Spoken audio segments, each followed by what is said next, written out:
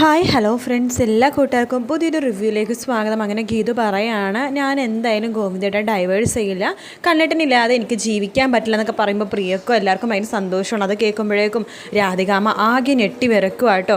കേൾക്കണത് നമ്മുടെ കാഞ്ചനൊക്കെ കൈയടിക്കുവാണ്. കാഞ്ചന കൈയടിക്കണമ്പോഴേക്കും രാധികാമ്മ ദേഷ്യത്തിൽ കാഞ്ചനെ നോക്കുമ്പോൾ കാഞ്ചന കൊതുക് കൊതുക് എന്നൊക്കെ പറഞ്ഞിട്ട് മാറുക കേട്ടോ. എല്ലാവർക്കും അതിൻ്റെ സന്തോഷമാണ്.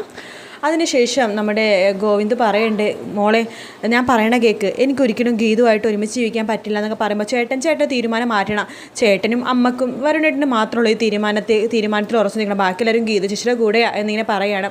ചേട്ടൻ്റെ തീരുമാനം മാറ്റിയില്ല എന്നുണ്ടെങ്കിൽ ഞാനും എൻ്റെ തീരുമാനം അങ്ങനെ തന്നെ എടുക്കും, ഞാൻ വെള്ളം പോലും കുടിക്കത്തില്ല എന്നിങ്ങനെ പറയുക കേട്ടോ.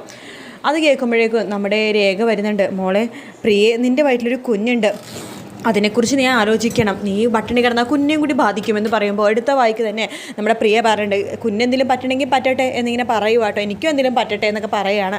ആ സമയം ഗീതു വരുന്നുണ്ട്, മോളെ നീ പട്ടിണി കിടക്കണം, ഞാൻ പട്ടിണി കിടക്കുക എന്നൊക്കെ പറയുമ്പോഴേക്കും ഗോവിന്ദ് പെട്ടെന്ന് പൊട്ടിത്തെറിക്കുകയാണ്.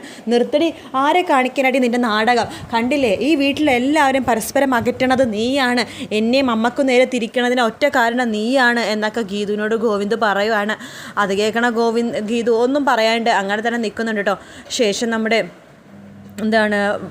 രേഖ പറയുന്നുണ്ട്, ഗീതു അതിനെ തെറ്റും ചെയ്തില്ലല്ലോ, എന്തെങ്കിലും അഭിപ്രായ വ്യത്യാസം ഉണ്ടെങ്കിൽ പറഞ്ഞു തീർക്കാം ഗോവിന്ദേട്ടാന്ന് പറയുമ്പോൾ വരുൺ പറയേണ്ടതേ, നീ അധികം വലിയ ആളായിട്ട് ഗീതുവിനെ സപ്പോർട്ടും ചെയ്യേണ്ട, അധികം വളഞ്ഞാൽ നിന്നെ ഞാൻ ഡൈവേഴ്സ് ചെയ്യും എന്ന് പറയുവാണ് വരുൺ.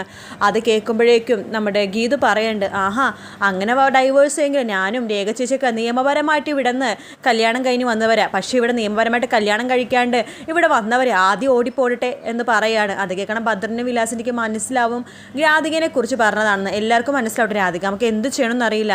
ആ സമയം നമ്മുടെ ഗീതു പറയുന്നുണ്ട്, അങ്ങനെ വലിഞ്ഞു കയറി വന്നവരൊക്കെ ആദ്യം ഇറങ്ങിപ്പോട്ടെ, നിയമപരമായി വന്നവർ ഇവിടെ തന്നെ നിൽക്കാമെന്ന് പറയുമ്പോൾ ഗോവിന്ദൻ്റെ ദേഷ്യം കാണും. ഗോവിന്ദ് അവിടെ നിന്ന് ഇറങ്ങി പോവുകയാണ്.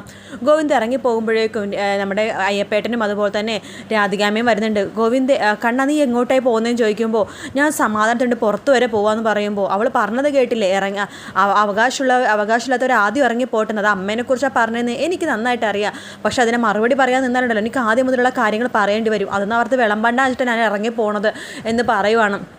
ആ സമയത്ത് നമ്മുടെ രാധികാമ്മ പറയുന്നുണ്ട്, നോക്ക് ഗീതു എന്ന സാധനം ഇവിടെ നിന്ന് ആദ്യം ഒഴിഞ്ഞു പോകണമെങ്കിൽ മാത്രം നമ്മുടെ കുടുംബത്തിൽ സമാധാനം ഉണ്ടാകുമെന്ന് പറയുമ്പോൾ അയ്യപ്പേട്ടൻ പറയുന്നുണ്ട്, എൻ്റെ രാധികാമ്മയെ കുടുംബമാവുമ്പോൾ കുറച്ച് പിണക്കങ്ങളും ഉണ്ടാകും, അതൊക്കെ ഊതി വീർപ്പിക്കാണ്ട് പരസ്പരം പറഞ്ഞ് മനസ്സിലാക്കി തിരുത്താണ് മുതിർന്നവർ ചെയ്യേണ്ടത് എന്ന് പറയുമ്പോൾ അയ്യപ്പേട്ട ഒന്നും പറയണ്ട കേട്ടോ, ഈ കണ്ണൻ്റെ ജീവിതത്തിൻ്റെ കാര്യത്തെക്കുറിച്ച് എനിക്ക് നല്ല തീരുമാനവും കാര്യങ്ങളൊക്കെ ഉണ്ട്, അവളാണ് ഈ വീട്ടിലെ എല്ലാത്തിനും പ്രശ്നത്തിനും കാരണം, അവളും ഞാനും ഒത്തുപോവില്ല, അവൾ ഈ കുടുംബം നശിപ്പിക്കാൻ നോക്കണത് എന്നൊക്കെ പറയുമ്പോൾ അയ്യപ്പേട്ടൻ കുഞ്ഞ് ഇപ്പം എവിടെയും പോകണ്ടെന്ന് പറയുമ്പോൾ ഞാൻ പോകും, എന്നാൽ ഷിബുവിനെയും കൂടി വിടാം, വേണ്ട ആരെ വിടണ്ട, എനിക്ക് ഒറ്റയ്ക്ക് വണ്ടി ഓടിക്കണം എന്ന് പറഞ്ഞിട്ട് ഗോവിന്ദ് പോവാണ്. അപ്പോഴേക്കും നമ്മുടെ വിലാസിനിയും ഭദ്രനും വരുന്നുണ്ട്, അയ്യോ മോനെ മരുമോനെ പോവല്ലൊരു കാര്യം പറയട്ടെ എന്നൊക്കെ പറയുമ്പോഴേക്കും നമ്മുടെ അയ്യപ്പേട്ടൻ പിടിച്ച് മാറ്റണം, അവിടെ നിന്ന് അല്ലെങ്കിലേ ഗോവിന്ദ് ഇടിച്ച് തെറിപ്പിച്ച് പോകും എന്ന് പറയണം. അങ്ങനെ ഗോവിന്ദ് അവിടെ നിന്ന് പോവാട്ടോ. ഗോവിന്ദ് പോയി കഴിയുമ്പോഴേക്കും വിലാസിനിയും ഭദ്രനെയും കൂടിയിട്ട് രാധികാമ്മ അടുത്ത് വരുന്നുണ്ട്, അതേ നിങ്ങൾ ഡൈവേഴ്സ് എന്നൊക്കെ പറഞ്ഞിട്ട് ഞങ്ങളെ പേടിപ്പിക്കേണ്ട ആവശ്യമൊന്നുമില്ല, എൻ്റെ മോളെ ഡൈവേഴ്സ് ചെയ്യുകയാണെങ്കിൽ നഷ്ടപ്പെട്ട നഷ്ടപരിഹാരം ഫുള്ളായിട്ട് ഞങ്ങൾക്ക് കിട്ടണം, പിന്നെ കോടതി എന്നൊക്കെ പറഞ്ഞാലേ കോടതിയിലൊക്കെ കേസ് അങ്ങോട്ട് നീണ്ടു പോകും, എൻ്റെ മോള് ഡൈവേഴ്സിന് താല്പര്യമില്ലെന്ന് പറഞ്ഞാൽ അങ്ങനെ വർഷങ്ങൾ നീണ്ടുപോകും, എന്താ അത് വേണോ എന്ന് ചോദിക്കുമ്പോൾ രാധികാമൊന്നും മിണ്ടുന്നില്ല. അതിനുശേഷം നമ്മുടെ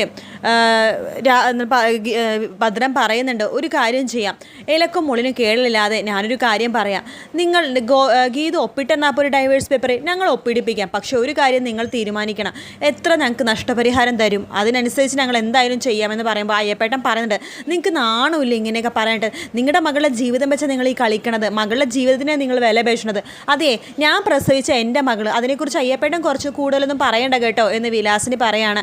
അദ്ദേഹം അയ്യപ്പേട്ടൻ പറയുന്നുണ്ട്, ഗോവിന്ദൻ്റെ മനസ്സ് വേദനിപ്പിച്ചിട്ട് രാധികാമ്മയെ നിങ്ങൾ ഈ തീരുമാനം എടുക്കുന്നത്, ആ കുഞ്ഞിൻ്റെ മനസ്സ് എനിക്ക് നന്നായിട്ട് അറിയാം, വേദനിച്ചിട്ട് ആ മനുഷ്യൻ ഇവിടെ നിന്ന് ഇറങ്ങിപ്പോയിന്നൊക്കെ അയ്യപ്പേട്ടൻ പറഞ്ഞിട്ട് അയ്യപ്പേട്ടൻ അവിടെ നിന്ന് പോവുക. അതിനുശേഷം കാണിക്കുന്നത് നമ്മുടെ ഗീതുവിൻ്റെ അടുത്ത് രാധികാമ്മ പറയുന്നുണ്ട്, ഒരിക്കലും എൻ്റെ കണ്ണനെ കൊല്ലാൻ വേണ്ടി ഞാൻ ആളെ വിട്ടിട്ടില്ല, ആളെ അയക്കത്തുമില്ല, കണ്ണൻ എനിക്ക് ജീവനാണെന്നൊക്കെ പറയുമ്പോൾ ഗീതു പറയുന്നുണ്ട്, നിങ്ങളെ ഞാൻ വിശ്വസിക്കണമല്ലേ, അതെ വിശ്വസിച്ചേ പറ്റൂ, ഞാൻ വേണമെങ്കിൽ പജാസ അജാസിനെ വിളിക്കാം. അജാസെ, ഗോവിന്ദ് ഇവിടെ നിന്ന് പോയിട്ടുണ്ട്, അവനെ സെക്യൂരിറ്റി കൊടുക്കണം, അവനൊരു ഒരു പോറൽ പോലും ഇരിക്കാണ്ട് തിരിച്ചു കൊണ്ടുവരണം എന്നൊക്കെ പറയുമ്പോൾ ഗീതു പറയേണ്ടത് നിങ്ങളുടെ അഭ്യാസമൊക്കെ കയ്യിലിരിക്കട്ടെ എന്നിങ്ങനെ പറഞ്ഞിട്ട് ഗീതു അവിടെ നിന്ന് പുച്ഛിച്ച് പോവാട്ടോ. ശേഷം കാണിക്കണത് വിനോദിനെയാണ്. വിനോദിനടുത്ത് ഭദ്രനും വിലാസിനെയും പറയേണ്ടത് ഞങ്ങൾ രാധികാമ്മ അടുത്ത് പറഞ്ഞിട്ടുണ്ട്, ഡൈവേഴ്സ് ചെയ്യുകയാണെങ്കിൽ നഷ്ടപരിഹാരം വേണമെങ്കിൽ ചിലപ്പോൾ ഒരു കോടിക്കണക്കിന് രൂപ തരുമായിരിക്കും, നീ ഞങ്ങളുടെ കൂടെ നിൽക്കണമെന്ന് പറയുമ്പോൾ വിനോദ് പറയണ്ടേ ഞാൻ നിൽക്കില്ല, കാരണം പ്രിയ അതിന് അനുവദിക്കില്ല. പ്രിയ പ്രസവം കഴിയുമ്പോഴേക്കും അവൾക്ക് കിട്ടാനുള്ള സ്വത്തുക്കളൊക്കെ മേടിക്കാമെന്നാണ് പറഞ്ഞിരിക്കുന്നത്. അതുകൊണ്ട് ഞാൻ അവളുടെ കൂടെ നിൽക്കുള്ളൂ, അതുവരെ ഞാൻ മണങ്കുണാഞ്ചൻ ഭർത്താവായിട്ട് അവളുടെ കൂടെ തന്നെ നിൽക്കുമെന്ന് പറയുമ്പോൾ വിലാസിനെയും ഭദ്രനും പറഞ്ഞിട്ട് ആഹാ അപ്പം നീ ഇതൊക്കെ അഭിനയിക്കുവാണല്ലേ, ഞങ്ങൾ വിചാരിച്ചു നീ ശരിക്കും മണങ്കുണാഞ്ചൻ ഒരു പെണ്ണാച്ചിയായി പോയെന്ന്. അപ്പോഴേക്കും വിനോദ് പറയുന്നുണ്ട് ഞാൻ പെണ്ണാച്ചിയൊന്നും ആയിട്ടൊന്നുമില്ല, അവളുടെ ഡെലിവറി കഴിഞ്ഞ് കഴിയുമ്പോഴേക്കും അവളുടെ സ്വത്തുക്കളൊക്കെ അവളുടെ അക്കൗണ്ടിൽ വരും, അവളുടെ സ്വത്തുക്കൾ വെച്ചാൽ എനിക്കും കൂടി അവകാശമുണ്ടല്ലോ എന്നിങ്ങനെ പറയുവാണ്. അതിനുശേഷം വിനോദ് അവിടെ നിന്ന് പോകുവാട്ടോ. വിനോദ് പോയിക്കുമ്പോഴേക്കും ഭദ്രൻ പറയുന്നുണ്ട് എന്തായാലും ഗീതുവിൻ്റെ പേരിലുള്ള ഗീതുവിന് തരാനുള്ള നഷ്ടപരിഹാരം ഫുള്ളായിട്ട് നമുക്ക് വാങ്ങിച്ചെടുക്കണം, എന്നിട്ട് അവളെ IAS ആക്കണം, IAS തന്നെ നല്ല ചെക്കന്മാർ അവളെ കെട്ടിക്കൊണ്ട് പോകും എന്ന് വിലാസിനെ പറയുന്നുണ്ട്. ശേഷം നമ്മുടെ വരുൺ പറയേണ്ട രാധികാമ്മടുത്ത് അമ്മ അവർ പറഞ്ഞതൊക്കെ വിശ്വസിക്കുന്നുണ്ടോ, ഗീതു ഒരിക്കലും ഒപ്പിടുമെന്ന് എനിക്ക് തോന്നുന്നില്ല എന്ന് പറയുമ്പോൾ ഭദ്രനും വിലാസിനും വരുന്നുണ്ട് അവൾ ഒപ്പിടും, അതിന് കറക്റ്റായിട്ടുള്ള കാര്യങ്ങളൊക്കെ ഞങ്ങൾ ചെയ്തോളാം, നിങ്ങൾ എത്ര രൂപ തരാൻ പറ്റും ഇല്ലയോ എന്ന് മാത്രം പറഞ്ഞാൽ മതി എന്ന് പറയുമ്പോൾ നമ്മുടെ രാധിക ഇങ്ങനെ ആലോചിക്കുകയാണ്. നിങ്ങൾ എന്താ ആലോചിക്കണത്, നിങ്ങൾ ഒരു ന്യായമായൊരു തുക പറയുകയാണെങ്കിൽ എൻ്റെ മോൾ ഇപ്പോൾ ഒപ്പിട്ട് തരുമെന്ന് പറയുമ്പോൾ വരുൺ പറയണ്ട് നിങ്ങൾക്ക് അത്ര ഉറപ്പുണ്ടോ, ഉറപ്പുണ്ട് എന്ന് പറയുമ്പോൾ രാധികാമ്മ ആ ഒരു തുക പറയാൻ പറഞ്ഞിടത്താണ് എപ്പിസോഡ് തീരുന്നത്. മറ്റൊരു വീഡിയോ ആയിട്ട് വീണ്ടും കാണാം. Take care, by.